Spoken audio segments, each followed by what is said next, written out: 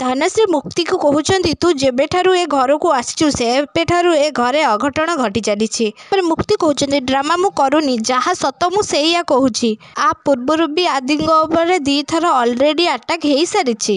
ଥରେ ହସ୍ପିଟାଲରେ, ଆଉ ଥରେ ଏ ଘରେ ତାଙ୍କୁ କିଏ ମାରିବାକୁ ଚାହୁଁଥିଲା। ପରେ ନତାଶା ମୁକ୍ତିକୁ କହୁଛନ୍ତି, ହେଲେ ମୁଁ ଗୋଟେ କଥା ବୁଝିପାରୁନି, ଏଠି ଯାହା ବି ହେଉଛି ସବୁ କ'ଣ ତତେ ହିଁ ଦେଖାଯାଉଛି, ଆଉ କାହାକୁ ଦେଖାଯାଉନି?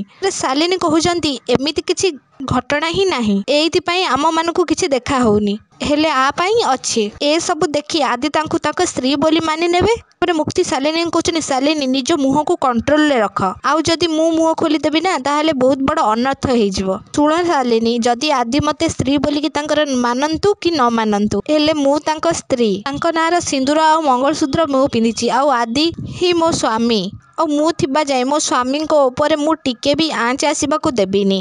ସେ ଯେ ବି ହଉନା କାହିଁକି, ମୁଁ ତାକୁ ଖୋଜିକି ବାହାର କରିବି। ବୁଝିପାଇଲ ତମେ? ତାପରେ ଧନଶ୍ରୀ କହୁଛନ୍ତି, ସାଟା ବନ୍ଦ କର ତୋର ଏ ନାଟକ। ତାପରେ ମୁକ୍ତି କହୁଛନ୍ତି, ଯଦି ଲାଗୁଛି ଆପଣଙ୍କୁ ମୁଁ ନାଟକ କରିଛି, ତାହେଲେ ଠିକ୍ ଅଛି। ଏ ନାଟକ ମୋ ସ୍ୱାମୀ ଆଉ ମୋ ସିନ୍ଦୁର ଆଉ ମୋ ମଙ୍ଗଳସୂତ୍ରକୁ ରକ୍ଷା କରିବା ପାଇଁ ମୁଁ କରୁଛି। ଯଦି ଏ ପରିବାର ଭିତରେ ମୋ ସ୍ୱାମୀକୁ କେହି ବି ମାରିବାକୁ ଚେଷ୍ଟା କରେ, ତାହେଲେ ମୁଁ ତାକୁ କେବେ ବି ଛାଡ଼ିବିନି। ତାପରେ ଆଦି ମୁକ୍ତିଙ୍କୁ ମାରୁଛନ୍ତି। ହଁ ଦର୍ଶକ ବନ୍ଧୁ, ମୋ ସିନ୍ଦୁରର ଅଧିକାର ଛିଡ଼ିଲେ ଆପଣମାନେ ଏମିତି କିଛି ଦେଖିବାକୁ ପାଇବେ।